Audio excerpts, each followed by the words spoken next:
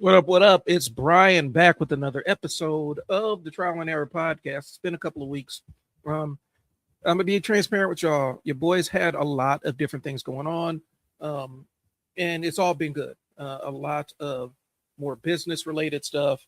Some things that are gonna actually I'm gonna be kind of mentioning on air um, this week. I got a couple of different things that are popping right now, and I'm really kind of happy with how my life is going right now. And so, share some of the insights I picked up because trial and error is about sharing that kind of information, and maybe you can use it. But I do have something at the top of the hour. For those that don't know, my name is Bryon. I sell words in the media room, teach business owners how to get visible on social media, and let them know it's not that scary or difficult.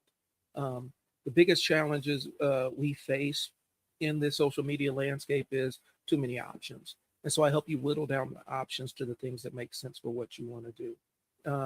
I also co own a basketball training business where I am kind of the operational brain of the back end of things.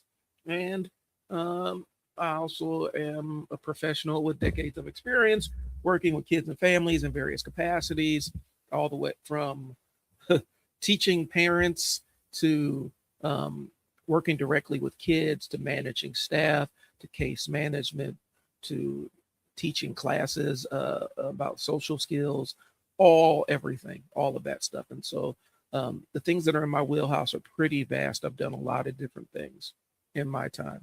So, with all that out of the way, waiting for Fearless. Fearless will be showing up. He's got business. Hey, we got lives of business owners. We're business owners. We got stuff out there in the wind that we got to take care of. So before we get too far into this, I'm going to let the stream start populating a little bit.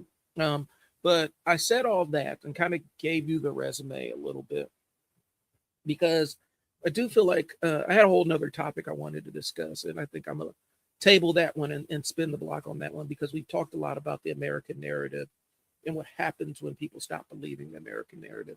And this is kind of in the American narrative series. And so I wanted to pump the brakes on that one a little bit. But let's go. I want to go back to a topic that we've discussed pretty recently, talking about expertise and what people know and how they know it, things along those lines. And so today's topic is a one for two kind of thing. We're going to talk about what counts as expertise. And this is totally ADHD driven. This is a conversation I literally just had with somebody. Use literally. I don't like using that. I'll be transparent with you because a lot of times these shows are kind of informed by conversations that we have. Okay. And so I'm in a group, kind of a local group, and we have somebody that is looking at kind of coming into the area, a Black parent, and they're asking about the school district, which is a normal conversation for a parent to ask. But as a Black parent, one Black parent to another, I understand that there's layers to that conversation, right? When you're looking at the correct, you're looking at asking the questions and getting the answers you're looking with. There's layers to that conversation. When a Black parent asks, what school district should we be looking at when we're looking at moving into a new city? Because there's considerations that we have to be aware of. And so I gave them the Black parent version of this is what you need to look out for in the local school district. Knowing one, Omaha is not the worst, but it is a pretty segregated school district. Two, I'm drawing on decades and decades of experience working with families, doing the liaison work between the families and the schools, or acting as a conduit between the families and the schools, trying to find meaningful accommodations. As a student in the school district, as a professional who's worked with families in the school district, and as a parent, and different, just holding different capacities and talking to people up and down the school district. Long story short, I kind of said, there's these schools are ones that I would not, as a Black parent, put a Black child into, just because of experiences I've had on all these different fronts with this school district and some recent things that have popped off. And more or less, I got accused of using anecdotal evidence, which It's yeah. I have my decades of experience. My decades of experience is my anecdotal evidence because I've actually interfaced with the school districts around this town in ways that a lot of people have not. In capacities that a lot of people have not. A lot of people only interface with the school districts and the powers that be a school district on one level, and I've had multiple levels at all levels. Been in big boardrooms and things with the people that actually determine the policy for the school districts, and also been in the small rooms with the teachers and stuff. And so I have a very unique scope of experience when it comes to that. And so yeah, my evidence is anecdotal, but it's also drawn from close to 400 families that interacted through 20 some odd years of doing different tiers of things. And so yeah, if we're talking anecdotal evidence, we're talking about schools and things that I've had to work with and work in and around for a long time. It's kind of like I will take a lawyer's anecdotal evidence about a legal proceeding over somebody that's never done it or just looked up lawyer stuff online. There's levels to this stuff. And so, yeah, we're using anecdotal evidence. Pretty much every piece of evidence that an expert that's not tested or researched or documented is going to be from personal experience. I trust in my personal experience in this specific realm. Now, if you're asking me about what to do with your plumbing in your house, that's 100% anecdotal evidence that I can provide, and I could be 100% wrong on that aspect. But you're asking for anecdotal evidence in my wheelhouse. Yeah, I'm gonna stand on my square and say, yeah, I know this. This is what I can plumb from almost 20, 30 years of working in different capacities in the different school districts around the city. And being different levels of holders within that. And so anyway, I got accused of the anecdotal evidence. I'm like, yeah, it is anecdotal, drawn from decades of experience. And so that's what I want to get into. We often talk about different layers of expertise and things along those lines. And we've kind of beaten the horse to death, but there are a lot of people that are faking the expertise. And your work experience, the job you do on a daily basis, gives you a higher level of knowledge on a day-to-day basis on the specific details and nuances of that job than the guy off the street. There's nothing wrong with anecdotal evidence if you have plenty of work experience to back up said anecdotal evidence. So anyway, the question really was, which district was kind of the highest test scores? The real question is, where is my Black child likely to be supported, understood, and treated fairly? And unfortunately, in this local area, there are school districts that aren't cutting the mustard. And I know this from direct experience and having to diffuse situations and mediate situations and hearing about specific situations, giving advice about how to deal with specific situations regarding racial issues in the various school districts. So I can give my interpretation of this school district works, this school district doesn't. One of the things is anybody that's been in grew up around Omaha knows that the biggest dog whistle in the city is stay east of 72nd Street, because really the signal you're saying is all the Black people live east of most of the Black people live east of 72nd Street, so stay away from them. That's the dog whistle side of it. And somebody casually used that dog whistle, and I'm not going to ascribe attention to it. Don't ascribe malice what can be explained away as simple ignorance. When I confronted them about the point that using "don't go east of 72nd" was kind of a racist dog whistle in this city, they immediately said, well, I didn't mean it like that. Well, that's how it's been used, so I don't care. But I'm not going to say that it was a malicious thing. I'm just putting you up on game that, yeah, that's kind of a foul thing to say. And so anyway, long story short, I got accused of using anecdotal evidence. Well, yeah, I am using anecdotal evidence. I got over 300 different engagements, interactions through 20 years of experience working in the community, in nonprofits and all this other stuff, dealing directly with kids, families, and schools. So yeah, I'm going to have a perspective, and yeah, my perspective is going to be more informed than somebody who's only worked with one school district or experienced a single school district. Take it for how you want. Okay. And so, in districts are going to have different histories. Like I do know I have a bias against specific school districts that I played against when I played football, because I remember getting spat on and called the N-word at a specific school coming out of the tunnel. Like it's happened. It's a real thing. And so yeah, some of that stuff does apply. And for another Black parent who's not aware of the history, that stuff matters. Okay. So the problem with saying, "Oh, that's just anecdotal evidence," as a dismissal is, oftentimes you need to look at what this person's actual lived and work experience is in the specific thing that you're addressing. Yeah, it's anecdotal evidence. I'm not pretending it's not. I'm not saying it's not. But that anecdotal evidence comes with a higher value because this is literally what I did, working with kids, families, schools, and anywhere in between for almost 20 years in different capacities. So yes, anecdotal is from personal experience. My personal experience is this. It's like accusing a doctor of using anecdotal evidence when they're diagnosing you. Yes, they're going to refer to the stuff in the book and the stuff that's proven, but they're still going to be drawing upon a pool of anecdotal evidence to figure out, does this diagnosis match with what's going on? And more times than not, their anecdotal evidence that they're using is going to help inform their decision. So, yeah. And so anyway, we have these conversations and stuff, and yeah, you don't want to put value in low-level anecdotal evidence, but this is direct experience, and so lived experience does count to a degree. An isolated one-way story is an anecdote.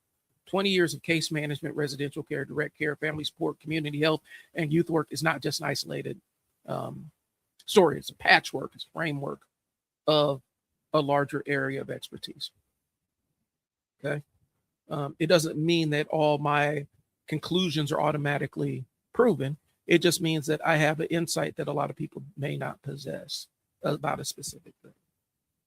And I think oftentimes we will, because a lot of times people will misappropriate research because they don't understand how research actually works. And they will use research and findings from research, not really being terribly literate on like,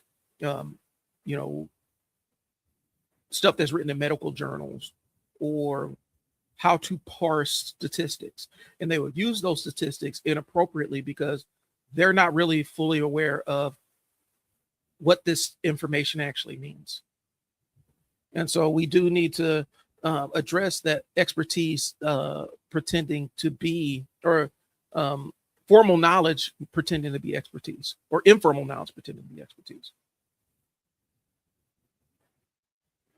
So anyway, I don't, like I said, I'm too old to be doing the entire argue on the internet thing. But I just wanted to kind of point that out. There are levels to this, and people say there are levels to this all the time. But there's levels to one's knowledge. It doesn't make every conclusion that I come up with true, but it doesn't mean that just because it's anecdotal means it's false either. Okay. There's an accumulated professional observation and pattern recognition. Okay. I've interacted with more than 250 families professionally, roughly 150 families through business ownership. That counts for something.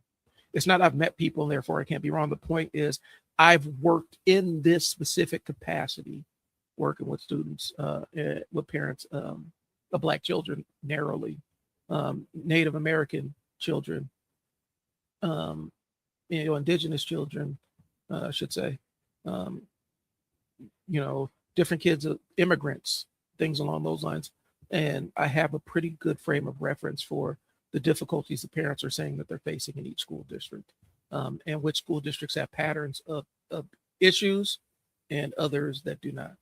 Just like when I was doing youth probation, at the time, the school district that was considered one of the wealthiest also had the strongest drug problem. And so I had to talk to a parent who thought that putting their kid in the wealthiest, their kid that was in services for drug issues, they thought that their problem will be solved if they took their kid out of the poor school district and dropped them into the rich school district. And I had to sit down and explain to this parent that rich school district has drug problems that you've never seen before, because they have money and free time and transport and access to unsupervised transportation that kids in the school district where there's poor did not. And so explaining that to them, they did not have an understanding of that. And so I had to break it down to them and said, you've taken this kid who has a drug problem and dropped them into the school that has the strongest drug culture in the city. And you did it based on equating rich school district with safe school district. It's going to be contextual for what's going to be best for your kid. If I had a kid that had a substance abuse issue, that would be the absolute last school district I would send them to, because I know the drug culture in that school district, because I've had kids that were in the same issue, had the same referral issues and referral behaviors in that school district, in how deeply entrenched it is. And even the administrators would admit that their drug problem in that school district was pretty significant, just because the kids had more money. And like I said, this parent used their knowledge and equated rich school district with a safe school district for my kid. It's all contextual. For that kid who had a substance use issue, putting them in said school district was not a good idea. And they made that decision isolated, without anybody's anecdotal evidence, without anybody's expertise, if you will, area of expertise. And so that's what I'm saying. So,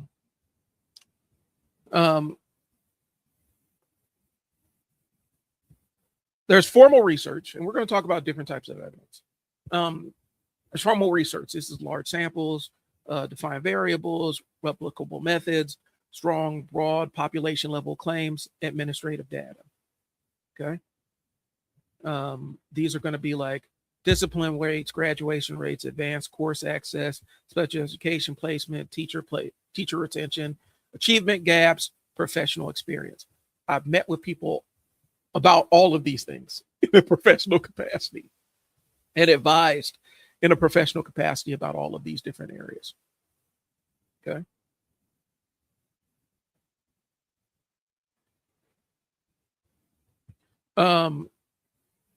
And so that's what I'm saying. And so there's the formal side, which I've actually consulted on, and then there's the more informal side.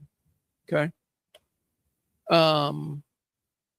And that's going to be one person's story. It's useful as a signal, but then also an accumulative.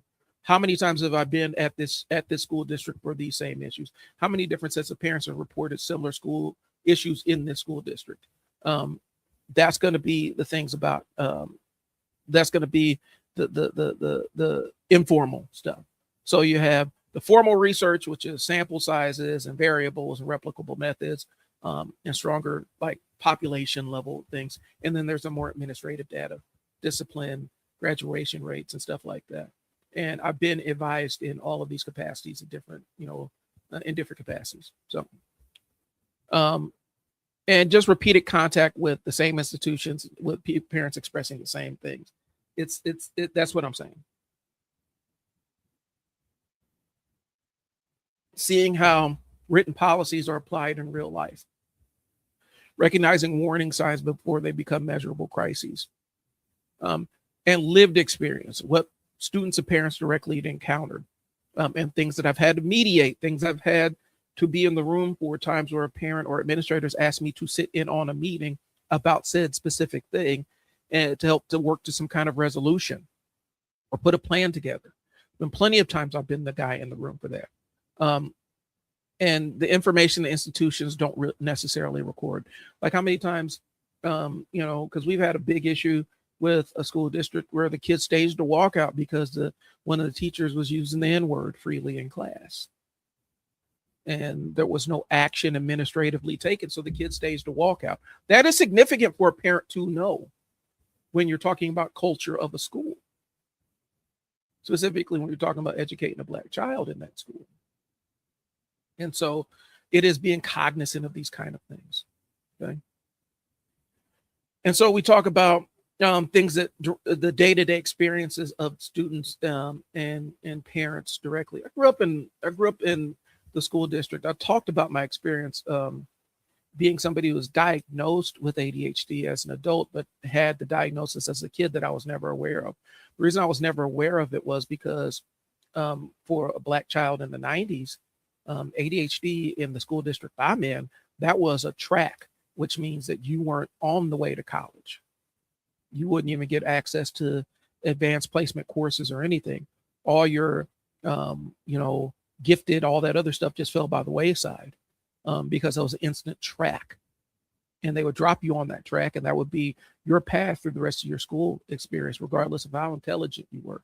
And so there were a lot of Black kids who had the intelligence, but were still placed in remedial courses because, it was considered, they had a disability, is the way they phrased it. ADHD is a learning disability kind of thing. And in the 80s or 90s, if you wanted your Black child to be able to have access to the courses that would get them to college, you couldn't have that on their ledger. It just wasn't an option because they'd instantly track you, where that wasn't exactly a barrier for white kids. And it was an informal one because the person making the decision typically thought that they were helping the kid out, or some were malicious about it. I'm not going to front, but that's why, my mom made a business decision about, okay, if I lead with his diagnosis, he's not going to get the kind of education that he needs in this school district because this is what the issue is. That's lived experience. She worked in the school district. She had hundreds of kids. As a nurse, she encountered hundreds of kids that had different diagnoses, anywhere from ADHD to depression to all kinds of other things. And she saw how Black kids were separated out when they were diagnosed with these things. And she made a decision based on her knowledge. And I can't fault her for it because it was the right decision. In hindsight, at the time, because that allowed me to take the advanced placement courses that I was actually supposed to be in and graduate with a full ride scholarship. Whereas some of my peers never had that opportunity. That's just what it is, y'all. And so we can't completely dismiss anecdotal evidence when the person that's providing the anecdotal evidence actually has long-term working knowledge in the specific thing that they're providing evidence to. No matter how we try to parse it. And oftentimes people try to parse it because it's uncomfortable conversations, uncomfortable truths about institutions that they are invested in. When I was doing emergency youth care and working with the population of kids that have run away and things along those lines, one of the uncomfortable conversations was the reality of the College World Series for sex trafficking. It was a real thing. It had been established as a real thing for a long time around here. It was a super uncomfortable conversation for people that were unaware of how big of a trafficking event it actually was. But since I worked with the population of those most likely to be targeted, I had to bring it up. And some people were like, no, that can't be it. Why the police are always down there. Y'all don't understand how law enforcement handles this kind of stuff. Y'all don't have the experience of how they always handle kids that are runaways. And some of the stuff is very, very, very uncomfortable because some of the institutions you believe in that are there to, protect and serve are also some of the biggest enablers of the trafficking stuff. Just being aware, y'all. And understanding that sometimes somebody's anecdotal evidence as a professional outweighs your statistics driven information as a novice, because you don't have the ability, you may not have the ability to put the statistics and stuff into the proper context because you don't have a working knowledge. That's what I'm saying. So here's the real hierarchy. This form of knowledge is not interchangeable. Research can show a broad pattern, but administrative data can show outcomes. Practitioners can explain how those outcomes are produced. That's how those things are connected. Just because somebody, boom, what's up, Fearless? What's up, champ? We're having the conversation about the different tiers of anecdotal evidence, and I'll kind of give you the rundown of what we're talking about, because I know the Black parent, you're going to understand where I'm coming from.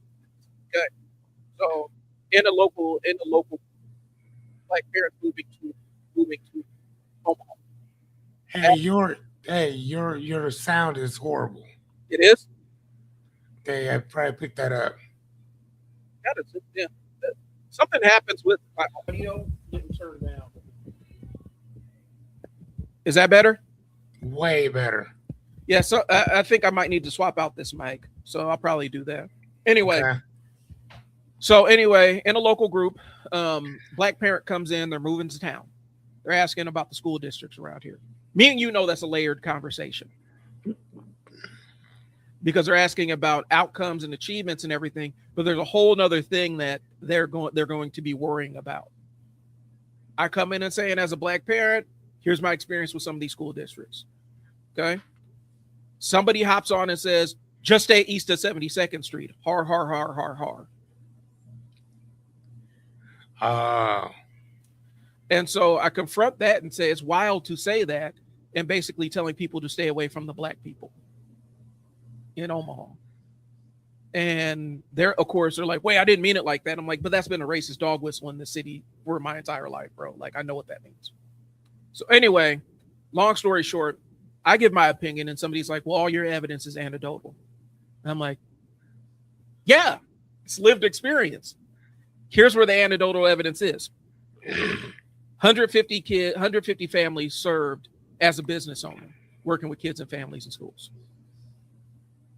Well over 200 kids and families served in over 20 years of working with kids and families at every single level of interaction with childcare, and working with schools, sitting in rooms with the heads of districts, having conversations about issues that Black kids are experiencing, issues that Indigenous kids are experiencing, issues that immigrant kids are experiencing in these school districts, having family that has attended these school districts and talking about what they've experienced, and then seeing other friends have the same issues at the same school districts. And so it's like, yeah, my information is anecdotal. It also comes from 20 years of worked experience. Mm-hmm. So my anecdotal evidence is going to outweigh kind of what your thought about it is based on what you found on the internet, because my understanding is tied to that. I have the ability to put that information in context, as opposed to you reading it out of context based on your non-experience in there. And so that's what the entire conversation is. Yes, anecdotal evidence does exist and it does have value, and there's levels to this shit. Okay. So that's where I'm at. I kind of posited that a doctor draws on anecdotal evidence. They also draw on stuff that they know that is book knowledge. But when they're making the diagnosis, they're going to draw on their worked experience and then test it against their book knowledge and come to a solution. Right. And so, go ahead. So I just finished reading this book. It's called How to Rule the World by Theo Baker. Mm-hmm. And the subtitle is An Education and Power at Stanford University. And a few years ago, the president of Stanford was basically removed from power. And this nobody kid came in, started doing as a freshman, started doing Um, he went into computer science, and then he just started doing as a hobby. He joined the Daily, which is their newspaper, and started getting into journalism Right. again as a freshman. Mm-hmm. And he started coming up with all these really cool stories. Well, he started getting a name for himself about the stories that he was putting out. Well, one of them, somebody anonymously sent him uh, these, uh, these papers about the president of Stanford. Mm-hmm. And he didn't know what he was looking at, so he read him over, read him over, talked to a couple people, and they're like, yeah, there's something wrong with this guy's stuff. So technically, he's a doctor, and he and his team created some stuff for Alzheimer's, right? Mm-hmm. This particular evidence to be able to help people, this and the other. And they put it up for peer-to-peer review. Nobody, well, I guess the mainstream didn't say anything about it. But the people that were in, the other scientists, knew that there was something not right with this. And you want to know why they knew there was something not right with it? What? Because they could not reproduce the same results that they got. So in science is not about um, like it's not about right or wrong. It's not about uh, uh, who's bigger, who's smaller. No, it's about what worked and what doesn't. Yep. And whatever you come up with, can I find the same? Can I get the same results out of this? Now, again, there's going to be certain truths that we understand, right? One of the things I love that Neil deGrasse Tyson talked about, I think he said there's three types of truths. There's a Mm-hmm. personal truth, the one that I have. There is a institutional truth, which is our government rules, regulations, laws, those type of truths. And then there's a universal global truth that whether I was here or not, the same rules would still apply, Mm-hmm. right? And kind of going back to what you were saying, that's one of your truths. Mm-hmm. But that truth is a subjective truth based on your personal experience. Now, somebody else may have a totally different Right. experience, right? And that's why there's subjective experiences, right? As opposed Right. to objective, because dude, there's nothing I could say or do. Like at this point, there's nothing I could do about gravity. Right. It's whether you believe in gravity or not, it doesn't matter. Yeah. Throw something up and watch the laws of the universe, at least here on Earth, do its job. Right. Sit up under a apple tree and watch the laws of this universe do its job. Sending your children to certain schools, depending on who you are, depending on what you do, depending on how valuable um, people think and or believe that you are, your result might be totally different from their classmate who sits directly next to them. Mm-hmm. I mean, so again, we're not talking about like a French type of class or whatever where they put everybody together Right. so everybody's on the same page for the most part. You know, people that are extremely rich, you know, people that are really not, but their lunches all come out the same.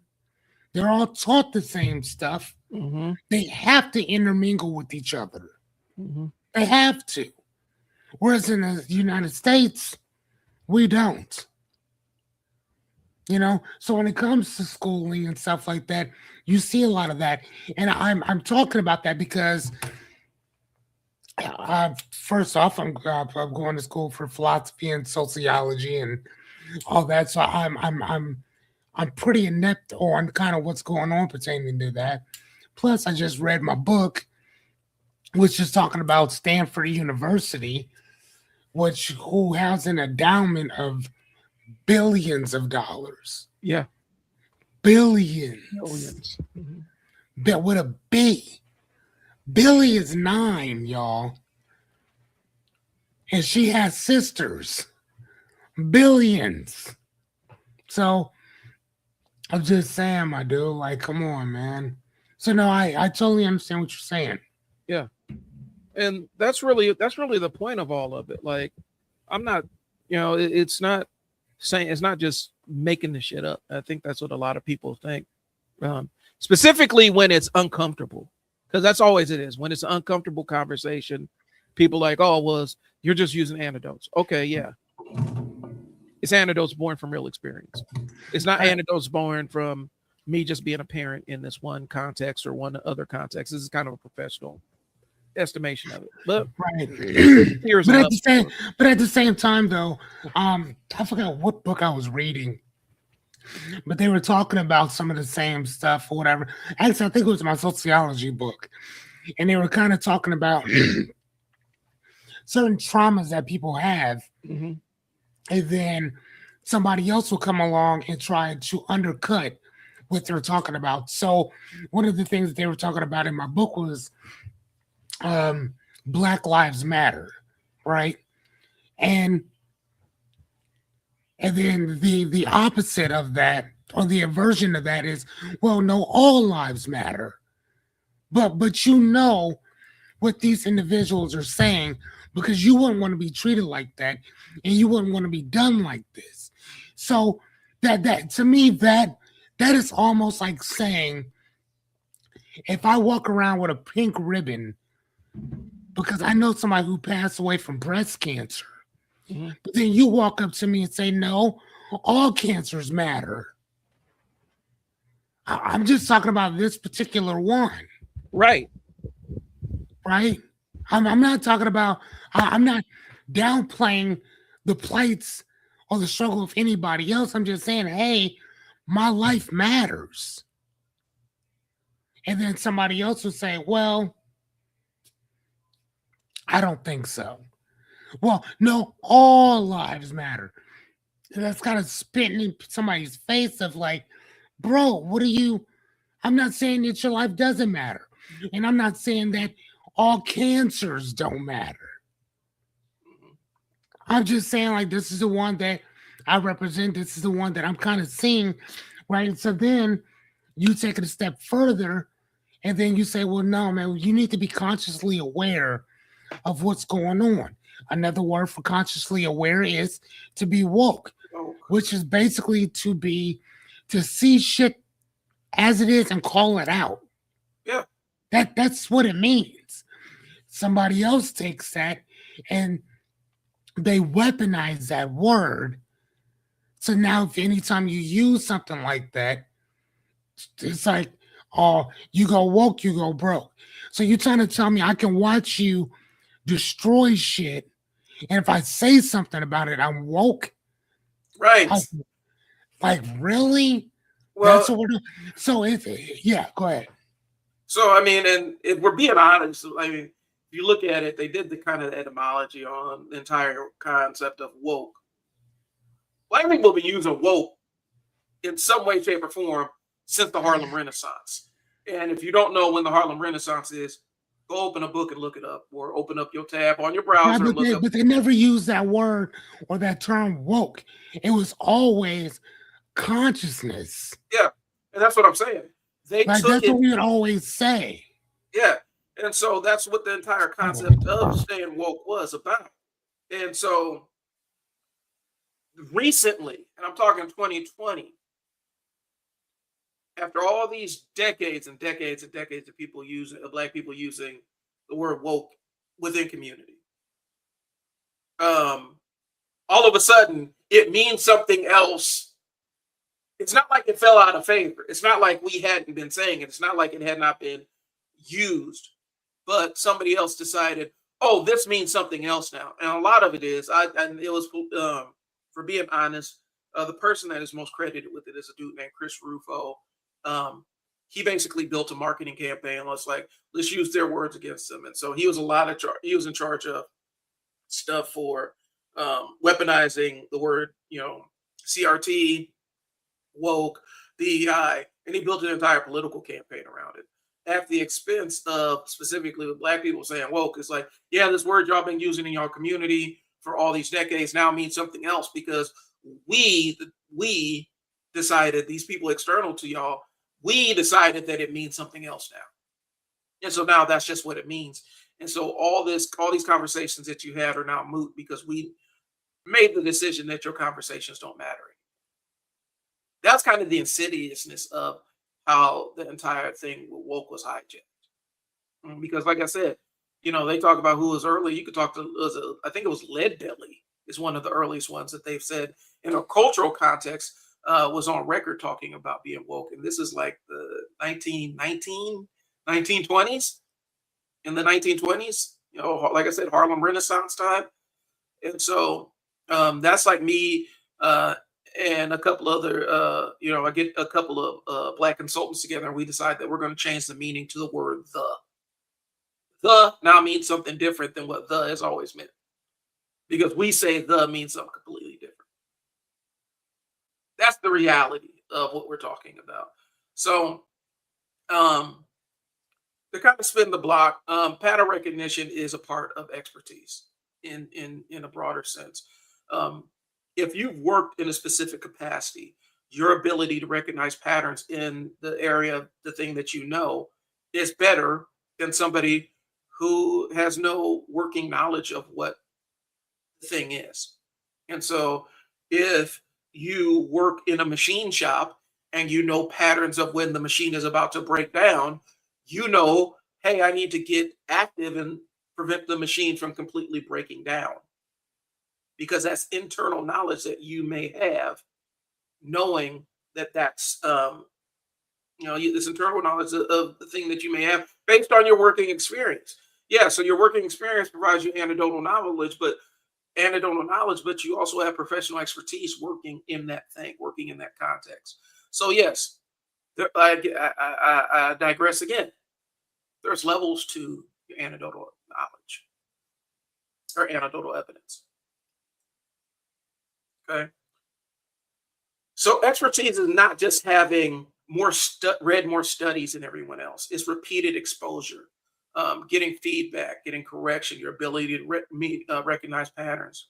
Like I said, a veteran mechanic may hear a sound that means nothing to a customer, but that veteran mechanic knows that this is disaster for said thing. A case manager may recognize that a family is being framed as non-compliant when the institution has repeatedly failed to communicate. I've lived that. Problem. I lived that one as a case manager where a family was being framed as, well, they're not complying. Well, I've had lived experience where this specific service provider was terrible at communicating expectations to families and then pinning their lack of ability to execute on the family. And because I knew that, I was able to change providers and note that in the court report so the family did not get in trouble for the service provider's failures. Somebody else, yeah. And so that's what pattern recognition does. That's what expertise means. That's what the expertise, that's the part of pattern recognition that comes with expertise. So yes, anecdotal, but it allows you to recognize patterns. So you've used that word several times, whatever, I love etymology. What does anecdotal mean? And then in correlation of how and why you're using it. So anecdotal evidence is basically self-evidence, like things that I've seen and experienced, and me building a framework around just stuff I experienced. It's not necessarily documented, or it's not necessarily researched. There's no testing that goes on or anything along those lines. There's no formal means to test that knowledge. It's just based on things I've seen and experienced. And so, Okay. and a lot of times professionals will use their anecdotal insight and then use the more book knowledge and research to form an opinion about a thing. Okay. And oftentimes the anecdotal evidence of experts in their field of expertise means more than anecdotal evidence of a novice with no expertise in the field. All right. So me going to experience a thing one time and then saying, yeah, this is what I experienced, that's completely anecdotal. Mm-hmm. Me going and sitting and saying I've sat in a dozen meetings about this same issue with this same person, that's also anecdotal, but there's a history of expertise that goes along with it. I've done this 12, 20, 30, 50, 80 times about this same thing. And so my depth of anecdotal knowledge or self-knowledge of said thing, it may not be written in a book. It may not pass academic rigor in terms of testing and research, but it's good enough for me to make an informed decision about the thing I'm an expert in. Gotcha. So that's what it is. That's the difference. And there's the research documentation and stuff. And here's the thing, because we talked about this, how people will misconstrue use statistics. I can't say the word. They'll misconstrue statistics all the time. They will pull statistics out of context and say, well, the statistics say this, but they're basing it off of a novice's framework of knowledge. And there's no context around it because an expert can actually say, well, this is what this was actually testing. And the thing you're applying the statistic to wasn't what they were actually testing. Mm-hmm. And well, no, that's one of the fun things I like about sociology is that, I didn't know that, but it's the social sciences, but it's science. Yeah. So it's very it's very unbiased when it comes to what are the facts. Show me this. I don't care about your opinion. Show me what the facts are. I just want to see the numbers. Right? And so, yeah, I get that. So let me pull this up here. All right. Liberty's back. What's up, champ? Yeah, bias expert will reject statistics if they don't fit the point they're trying to make. But also, a bias source will cite statistics if they don't.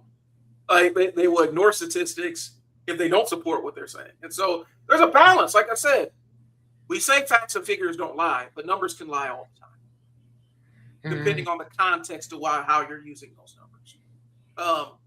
The fact that we talked about it, the fact that for whatever reason, SpaceX is considered $1 trillion company with no evidence of said thing.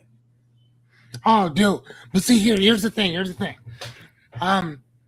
It's not just SpaceX that does that.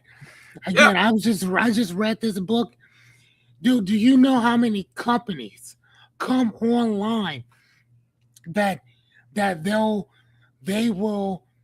people will give these large institutions or people billion-dollar donations, not donations, but endowments for their ideas. They have no product. Mm-hmm. They have no company. They don't even have an idea of what they're going to do yet. Right. And somebody's already giving them $1 billion with anecdotal evidence, and not just anecdotal, specific, tried and true, proven facts that these individuals have broken the law. Not only in public opinion, but in statistical opinion and science. Mm-hmm. And you still give these people money, and you know they're not even worth anything. They're liars. Yeah. Well, so I mean, I'm just saying, dude, like, it's related, man. That's why I don't mess. Okay, so as an investor, done it for a while, I don't put money in IPOs ever, initial public offerings, because I know historically they're inflated, and then there's always an adjustment period, and the people that get in early typically are left holding the bag. biggest problem with the SpaceX IPO was, since it was such a large cap stock, since it was such a huge stock, instantly that goes into indexes that track the largest stocks in the world, which means that if you have some kind of ETF or automatically traded fund, you're automatically buying into SpaceX, regardless of whether you want to or not, whether you're aware of it or not. Right. And you are going to provide the liquidity. They're using you as liquidity, basically.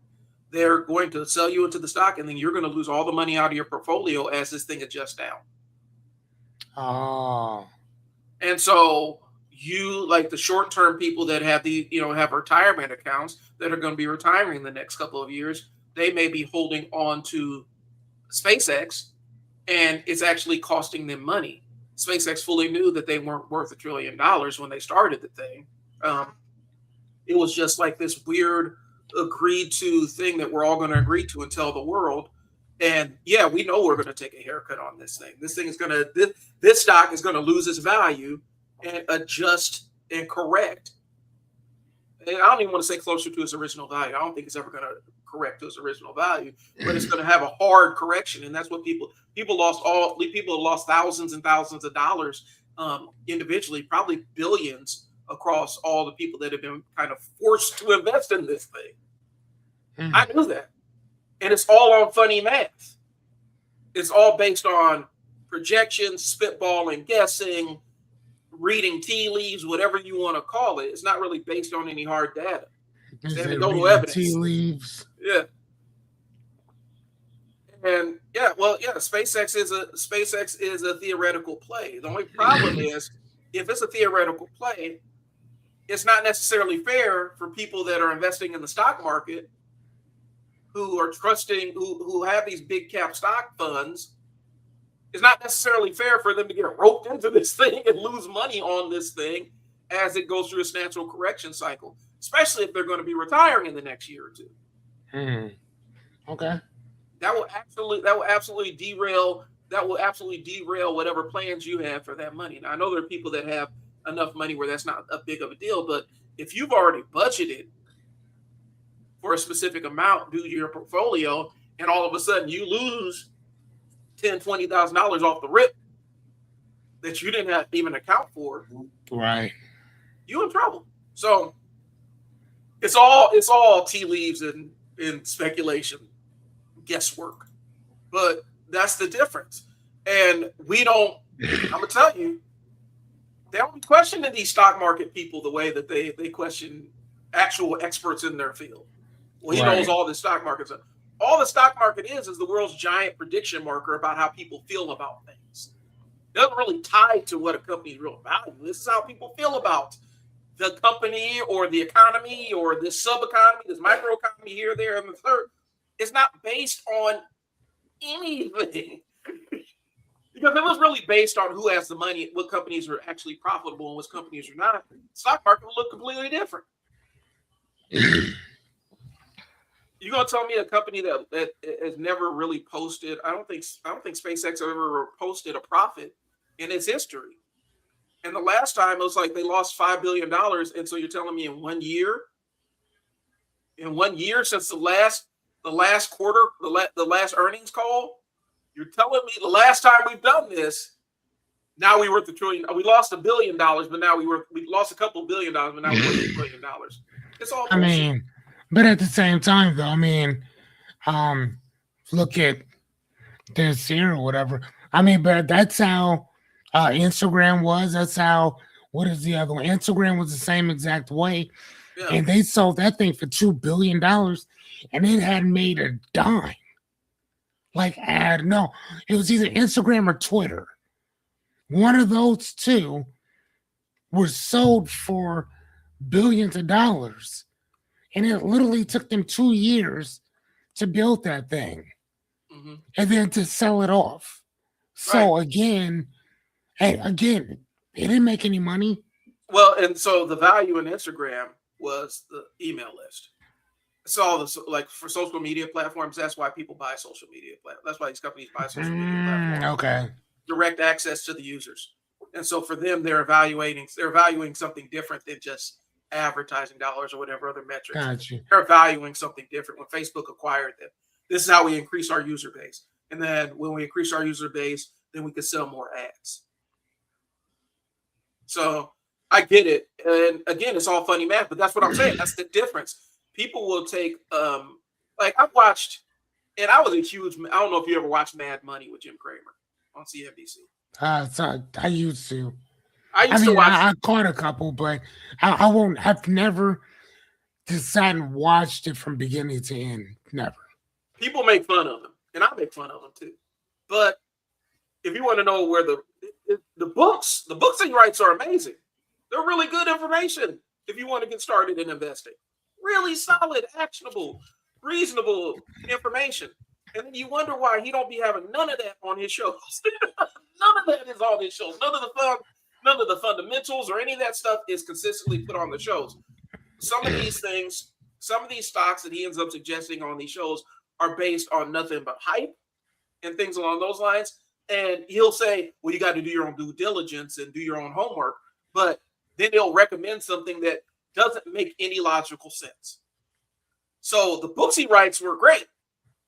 The application of the knowledge in real time, shaky. Right? And so you're like, what part of his expertise do I lean into? Do I go into the book side of things? Because that's where I'm at. I'm like, I'm looking at one of his books right now. After I read, all the other stuff about investing, I read the Jim Cramer books. Right? It was good information. But then I see him on TV and it's like, who is this guy? You know what I'm saying? Yeah, same thing I did with Donald Trump. In reading a lot of his, reading some of his stuff or whatever, I was like, man, this dude's actually kind of cool. But then seeing this one on TV, it's like, oh man, bro, what? This is what you doing? Poppy is trash. I've had poopy. Yeah, that shit's nasty. It is nasty. It is so trash. But it's still cheaper to buy for checks. Yeah, right. They can just still, and once some of the licenses expire and all this other stuff, now that they own the property, they can get all the people that were invested originally, the shareholders or stakeholders or the founders paid off. And once that goes away, then they can incorporate it into their own put their own formula on it. That stuff is nasty. I don't know how people drink that stuff, bro. Yeah, and I've had different ones, and I'm like, man, each of them are just as nasty as the next. That's how I feel about what is that seltzer water that people be pushing off on people, where it's supposed to be flavored seltzer water, but it's like or flavored sparkling water, but it doesn't really taste like anything but TV static. And people be buying these all the time, and it's like, who is drinking this stuff? LaCroix. Right. Oh God, LaCroix. I don't know how LaCroix's gross too. LaCroix is a money laundering operation, dude. There's no way. LaCroix is a money laundering operation. There is no way. There's no way that people. Oh my God. Hey, more power to you, man. Man. If you like it, I love it. To me, it's a money laundering operation. People buy that LaCroix. It's a money laundering operation. Wow, that's funny. And if you go to a black function, there's always some LaCroix over there. Ain't nobody drinking. It's just sitting there on the corner, just as an option if you want it. Right next to the room temperature bottles of water. You got the LaCroix sitting there, and nobody's drinking it. You got maybe one or two people. I like the sparkling. I normally will get like a sparkling water, like my local store has a sparkling water. It actually tastes like something. It actually tastes like when I get lemon lime sparkling water. It tastes like a lemon lime drink, but it's water. I can deal with that. I can't deal with stuff that tastes like TV static, bro. It tastes like nothing. Yeah, I've done the low carb life and stuff. I just need it to taste like something. I don't want the hint of the shadow of a strawberry. Like if I'm drinking something that's strawberry flavored, I don't want. This is what a person who's never had strawberries imagines what a strawberry tastes like. I don't want that. I don't want a vague reminiscence of a strawberry. I want something that I want kind a of tastes like strawberry. I want Gotcha. strawberry flavored something. But yeah, so if you like it, I love it, man. But um, I've gone to plenty of functions where we end up leaving with cans and cans of poppy, where somebody's like, "Please take this out. Nobody's gonna drink this. Please Oh take my it." gosh. And maybe you can use it as a mixer for something else. You can mix it in with something else that actually tastes like something, and it'll give you your bubbles. Hmm. It's kind of like, yeah, you should put it over there, over yonder. You see that thing with the circle in the Mhm. bag, and it kind of stands up a little bit. Yeah, I think they call it a trash can. Put it right over there. Well, I think some people just have that stuff in their house to show that they're a responsible adult. Ugh. That's what water's for. They have a can of poppy over there, or the can, or the big packages of Lacroix, just to show that they're a responsible and trustworthy adult. Flavored waters. I haven't had that one yet. No, me neither. Hey, like I said, man, if that's what, hey, everybody has different take. It takes all Hey, that's types. what's up, man. Yeah, Right, that's what's up. right now what is it, the little parasite or whatever that's going around that's giving people the explosive diarrhea. Right now, somebody's willing to risk it all for some raspberries. I hate raspberries, but somebody's willing to risk it all for raspberries and willing to risk weeks and weeks of explosive diarrhea for it. Go for it, man. Knock yourself out. That's not my option. That's not my choice. But if you want to gamble with your stomach like that for some raspberry stuff, knock yourself out. I don't like raspberries, but I'm not everybody. You want to gamble with yourself and your toilet and your toilet paper budget? Go knock yourself out. Okay. Hey, congratulations. All right. So anyway, Oh, nice. Good. that's really good, man. Why school? We talked about why school districts can't be reduced to ratings. And expertise doesn't mean that you're infallible. I mentioned it. Like my opinions aren't infallible. Just because I got 20 some odd years doesn't mean that I can't be wrong about something. But it also means that I have a knowledge where there's a good chance I'm right about stuff that I've experienced. And so it's just a balance, right? I've kind of beat this horse to death. All right. So let's have another conversation. Let's pivot one more time. I want to talk about calling your shot. I want to talk about personal experience with calling your shot. This past 2 months, I've been calling my shot. It's further when I say call your shot, that means say what you want, ask for what you want, and then go for it. And don't think that you could hint at the world about the world that you want to live in. Okay. I've been calling my shots here, and kind of coming with a new perspective on how I do business. And then just this past week, I'm heading in like here in about an hour. I got another client meeting that with a potential client. I've had like five of them in the last couple of days, onboarding people. I'm probably going to end up with an office space um, that I can use to do business.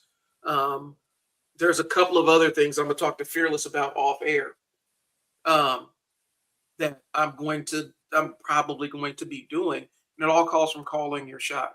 Oftentimes, this world will convince you that you have to have certain things aligned before you can plant your flag and make a decision about how you want to change your life. It's not always true. Sometimes you call your shot without the only evidence you need is what you know you want to live and the life you want to experience. So, a lot of people noticed. A lot of people sit around wait to be noticed. I was one of those people where I thought that if I sit there and do enough good work, that somebody is gonna, as one of my old mentors used to say, I thought the money bird was gonna fly by and shit on my head. you know, um, I thought that if I was uh, dedicated enough, that the things I want would the universe would understand the things I want. And I kind of said, I'm done with that. I'm starting calling my shot. And I think the thing that kind of changed my perspective a bit was um, I went to the most recent thing. I went to a friend's wedding, and I had multiple people coming up and say, "Hey, man, I see your stuff all the time." And yeah, man, it's helped me out and stuff like that. I'm sitting there thinking that I'm just doing my stuff out into the void, and people I know are walking up to me and saying, "Hey, your stuff is amazing." It means something to them, so I need to start taking it seriously. And so I'm like, I'm gonna call my shot,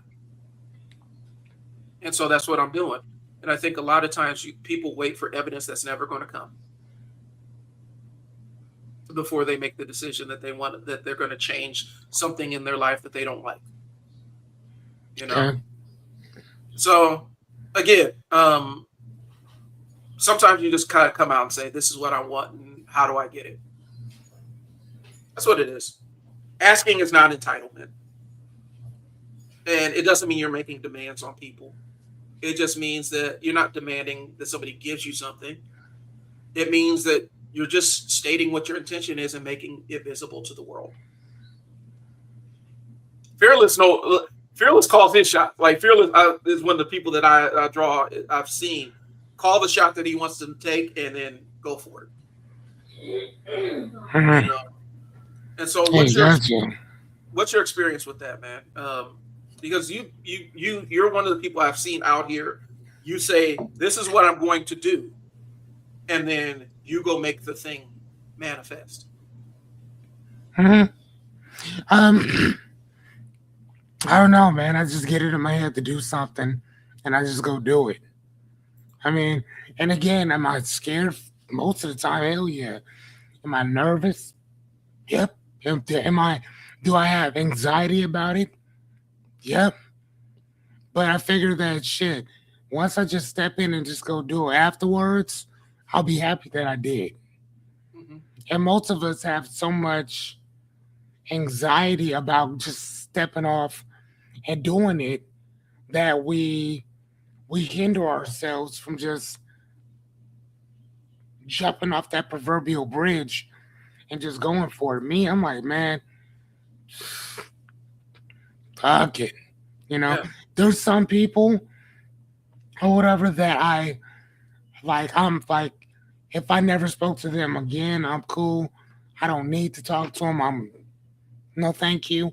Mm-hmm. Um, but there's, um, but if I want to do something, I just do it, Okay. you know, and then I try to, and even if I'm not good at it, I'll figure it out eventually, or I'll just stay with it until I get it. And for me, like, I fail quick. I like to fail as fast as possible with stuff so I can get better, you know? So if I had to teach somebody some of the stuff that I've learned, I have a whole entire 100 days Yeah. of anecdotal of experience to fall back on. You know what I'm saying? And talking for an hour and a half every single night, coming up with something brand new Mm-hmm. for 90% of that time.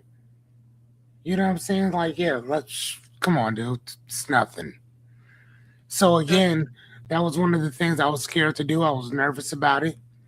No, I mean, if I haven't done it in a while, but I know that it's nothing for me to jump in and do it. Right. And I think for a lot of people, and this is for a lot of adults, specifically if you've been working for a while, like if you've been out in the work world and stuff, you know that oftentimes you are in this position where you have to ask permission, and that ends up becoming your default. You ask permission of the people you work for to do specific things, and then it ends up becoming affecting your entire life, where you feel like you have to seek somebody's permission to do the thing every single time. And Right. I haven't thrived under that environment in a long time. And It's a gift that I wish I can give to some people, because some people really do think in that kind of regimented. Somebody has to give me permission to go out and do the thing that I want to try, right? And so, oftentimes, just stating what your intention is and being clear about it and repeating that intention is enough to get the ball rolling. I Okay. intend to do this thing, and I don't know how I'm going to do it. I can figure that out along the way. but this is what I want to do. Right.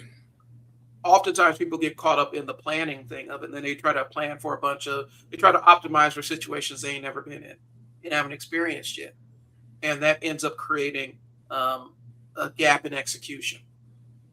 And so my thing, I guess, to kind of wrap up, because I got to start getting ready for this next meeting, is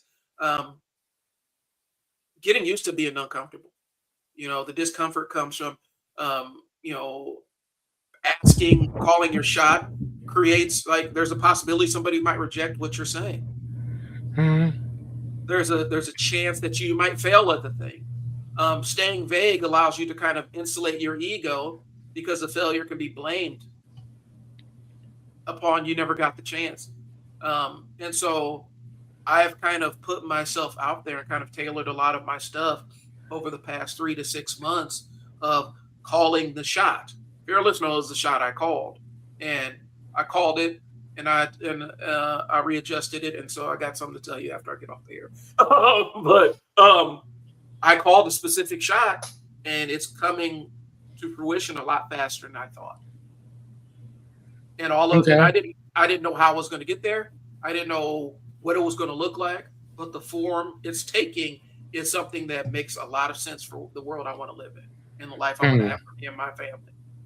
So I'm saying all that to say this. Sometimes you just got to call your shot without knowing how the hell it's going to happen.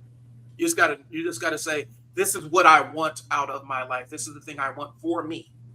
This is the thing I want to experience. This thing I want to go do. This is where I want to go travel. This is the business I want to build. This is the promotion I want to seek.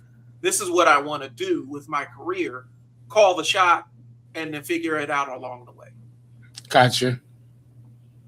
So that's all I got for it. That's all I got for that. And I got a whole bunch of notes on that one, but that's really, I think that's what that's what I will end my part on. Fearless, do you have anything? No, man, that sounds great to me. I love it. All right. So we're going to wrap this up, and we'll get to you guys next week. Thanks for tuning in. Thanks, Liberty Twitcher, for jumping on here. Sorry for any audio issues. I think this mic is probably seeing the end of its days. I will talk to y'all later. I'll probably be back on for my nightly live stream. And that's all I got. Peace.